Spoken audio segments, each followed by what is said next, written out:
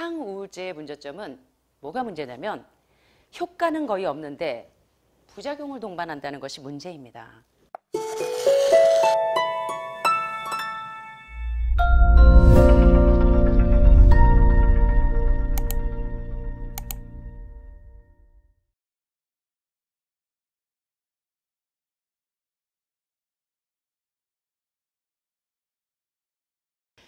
이번 시간에도 제가 이제 그 조한경 선생님의 환자혁명이라는 책에 있는 내용에서 아주 중요한 부분들을 좀 리뷰해 보려고 합니다. 자, 이번 시간에 1부에서 원인 모를 우울증, 단순히 이것 때문일 수 있다. 과연 뭘까요? 자, 여기 최근 들어 가장 급격히 증가한 질환 중에 하나가 바로 우울증입니다. 장기간 최고 베스트셀러 자리를 지키고 있던 콜레스테롤 저하제 리피토를 밀어내고 우울증 치료제 프로작이 현재는 미국에서 1위를 차지하고 있습니다. 모든 약들 가운데 현재 항생제 다음으로 많이 처방되는 항우울제는 미국인 10명 가운데 1명이 복용하고 있다. 심각하죠, 여러분. 미국인 10명 가운데 1명이 우울증 약을 복용하고 있는데 50세에서 64세 여성의 경우에는 4명 중에 1명꼴로 우울증. 사실 갱년기 장애 때도 그런 증세를 많이 느끼시죠. 사춘기보다 더 심각한 그런 증세를 많이 느끼시는데, 전에는 운영하기 어려울 정도로 환자가 없었던 신경정신과에 다시 환자들이 몰리고 소아청소년정신과도 화랑을 이루고 있습니다. 바로 이 멘탈 사인이 붕괴되는 시대에 살고 있다는 것입니다. 그래서 최근에는 프로작이 1위를 차지할 만큼 이런 현실입니다. 우울증 치료제가 사실 효과 있다고 많이 홍보를 하지만 대부분의 연구에서 플라시보와 차이가 없는 것으로 나타나고 있습니다. 플라시보는 약을 개발할 때, 신약을 개발할 때 이 약의 효능을 살펴보기 위해서 하는 심리적인 위약, 가짜약이라고 생각하시면 됩니다. 그런데 둘 다 효과가 없다는 것입니다. 어떤 약과 우울증 처방에 많이 쓰이는, 여기 보시는 것처럼 진짜 약으로 우울증 처방제로 많이 쓰이는 세로토닌 흡수 억제제, 이 약과 가짜약인 플라시보와 심리적인 위약을 둘 다 처방했을 때 둘 다 효과가 없다는 것이 2008년 PLOS 의학에 등재된 메타 분석에 따르면, 여기 moderate depression, 중간 정도의 우울증을 가지고 있는 환자에게 있어서 진짜 약인 SS, 그러니까 세로토닌 흡수 억제제, 진짜 약인 세로토닌 흡수 억제제와 가짜 약인 심리적인 위약인 플라시보 두 가지를 다 처방했을 때 개선의 성적이 no difference, virtually no difference, 사실상 거의 차이가 없다는 것을 발견하게 되었고요. 그러나 very severe depression, 아주 심각한 우울증을 가진 환자들은 어떤가? 거기에서도 역시 임상적으로 아주 적은 유의미한 차이만 있을 뿐이더라. 결과적으로는 효과가 있더라 없더라. 둘 다 효과가 거의 없다는 것입니다.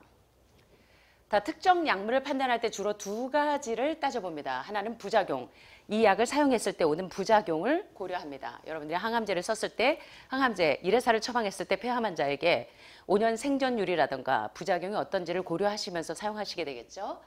다른 하나는 이 약의 효능입니다. 항우울제의 문제점은 뭐가 문제냐면 효과는 거의 없는데 부작용을 동반한다는 것이 문제입니다. 항우울제를 복용하는 환자들이 원하는 것은 기분이 업되는 거죠. 계속 마음이 가라앉고 까부러지기 때문에 기분이 좋아지는, 기분 개선을 위해서 항우울제를 복용하기도 합니다. 그런데 세로토닌 재흡수 억제제 계통의 약물을 복용할 경우에 약물 부작용으로 조증이나 조울증의 위험이 올라간다는 것입니다. 기분이 좋아지려고 처방받는 세로토닌 흡수 억제제가 오히려 기분이 더 저조해지고, 이 side effects of antidepressants 이 항우울제의 부작용이 어떤 부작용이 있는가를 한번 보니까, 첫째, 항우울제를 사용했을 때 효과는 미미한데 이런 부작용들이 따릅니다. 첫째는 indigestion and stomach pain. 소화가 잘 안 되고 이 항우울제를 계속 먹으면 소화불량 증세가 계속 얹힌 것처럼 이런 증세가 오기도 하고 복통이 자주 있습니다. 복통이. 두 번째, 이 항우울제를 썼을 때의 부작용은 뭐냐면 constipation and diarrhea. 이 변비와 설사가 계속 교차해요. 항우울제를 먹었더니 변비가 오기도 했다가 설사가 오기도 했다. 이런 이 부작용이 있다는 것입니다. 또 여기 세 번째 보니까 그림만 봐도 아시겠죠? 디즈니스. 현기증이 오고 아찔해지는 이런 증세가, 앉았다 일어나면 팽글 돌고 마치 저혈당 증세처럼 이런 증세가 오는 것도 항우울제의 부작용이고, 네 번째는 loss of appetite. 식욕이 자꾸 음식이 먹고 싶지 않고 식욕부진 현상이 옵니다. 이것도 역시 항우울제의 부작용이고, 다섯 번째는 insomnia. 잠이 안 와요. 그래서 우울증 환자들이 대개 같이 처방받는 게 수면제와 함께 처방을 받죠. 그래서 이 불면증 증세도 우울증의 또 다른 부작용이고, weight gain, 체중이 막 증가합니다. 자, 우울증을 사용했을 때 효과는 미미한데 이러한 부작용을 동반한다는 사실을 보게 됩니다. 2015년 영국 의학저널에 등재된 관찰 연구에서 영국 킹스대학 런던 정신의학연구소는 2만 1,000명의 의료 기록을 분석한 결과 세로토닌 흡수 억제제 계열의 우울증 치료제는 이런 조증과 조울증 발생의 위험을 증가시키는 부작용이 있다는 것입니다. 이 연구는 관찰 연구여서 항우울제가 직접적인 원인이 되었다는 인과관계를 증명할 수는 없었지만 반드시 기억해야 할 사실은 우울증 환자를 치료할 때는 조울증이라는 부작용 위험 인자를 항상 염두에 두어야 한다는 사실입니다. 자, 우울증이 무서운 것은 환자에게 있어서 살 희망을 앗아가기 때문입니다. 관절염처럼 통증이라는 확연한 증상을 통해서 모습을 드러내는 병이 아니라 숨어있는 그 마음에 힘이 빠지는 적과 싸워야 하는 것이 가장 큰 문제입니다. 자, 그래서 이제 이 다양한 공통적인 우울증의 원인 또는 유발인자에 대해서 짧게 살펴보도록 하겠습니다. 자, 제가 일부에서 다룰 문제는 우울증과 갑상선 기능과의 상관관계입니다. How Graves' disease and depression are connected. 그레이브스 질병과 우울증이 어떠한 관계가 있는가를 한번 살펴보자면요. The thyroid releases 이게 T3, 우리 갑상선 호르몬 T3, T4 아시죠? 갑상선 질환이 있으시니까 triiodothyronine which controls levels of serotonin and norepinephrine. 자, 이 갑상선은 방출합니다. 뭘 방출하냐면 T3를 방출해요. T3 호르몬을 방출하는데 특별히 세로토닌과 노에피네프린의 수치를 조절하는, 그래서 우리 몸에 단백질이 원활하게 공급될 수 있는 T3 호르몬을 방출합니다. 뭐가요? 갑상선이요. Serotonin and norepinephrine are neurotransmitters involved in depression. 자, 이 세로토닌과 노에피네프린은 신경전달 물질입니다. 무엇과 관련된? 우울증과 연관된 신경전달 물질입니다. 여러분 세로토닌을 아시죠? 낮에 햇빛을 보면 세로토닌 호르몬이 분비돼서 기분이 좋아지고 이 신경이 안정이 돼서 저녁에 그 세로토닌이 멜라토닌으로 전환이 되면서 잠을 잘 자게 하죠. 그래서 우울증이 있는 분들이 세로토닌이 분비가 잘 안 되니까 세로토닌 흡수 억제제 같은 그런 처방전을 받기도 하고 불면증이 같이 동반되기 때문에 수면제를 같이 처방받기도 하는 이유가 바로 이런 이유 때문입니다. 그래서 세로토닌이나 노에피네프린은 바로 우울증과 연관된 신경 전달 물질이라는 것입니다. 게다가 An imbalance of thyroid hormones can directly result in depression. 자, 이 갑상선 호르몬의 이 불균형은 이 우울증을 직접적으로 초래할 수 있다는 것입니다. 이거 굉장히 놀라운 사실이죠. 갑상선 호르몬의 불균형이 바로 우울증을 직접적으로 초래할 수 있다는 사실입니다. 자, 우울증과 갑상선 기능과의 상관관계를 한번 살펴보겠습니다. 가장 먼저 확인해 봐야 할 것이 우울증과 갑상선 기능의 상관관계인데 우울증 환자의 약 15% 정도가 갑상선 호르몬 저하 증세를 보입니다.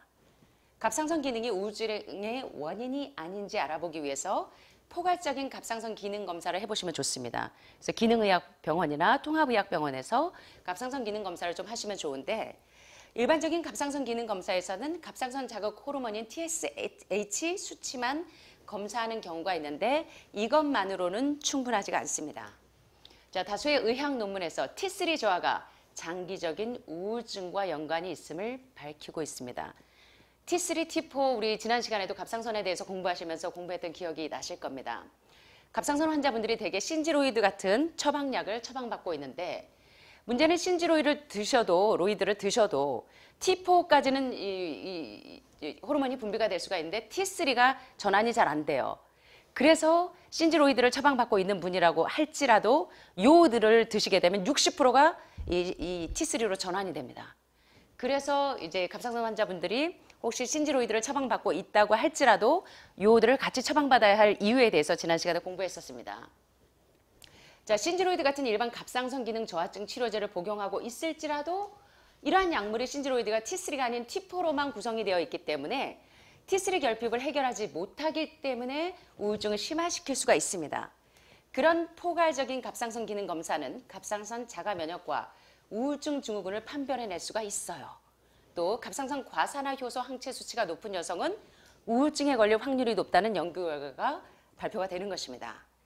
최근에 재미있는 연구가 있습니다. 독일의 한 연구에서 우울증이 계속 지속적으로 반복될 경우에는 TSH나 T3, T4, 사실 이 수치 TSH나 T3, T4 수치는 갑상선 기능 검사죠. 갑상선 기능 저하인가, 항진인가, 갑상선 암인가 이런 검사를 할 때 주로 TSH나 T3, T4 수치를 검사하시는데 이런 항체 검사를 포함한 갑상선의 자가 면역성 검사를 하도록 권고하고 있는 이유가 우울증과 갑상선 간의 상관관계 때문인 것입니다.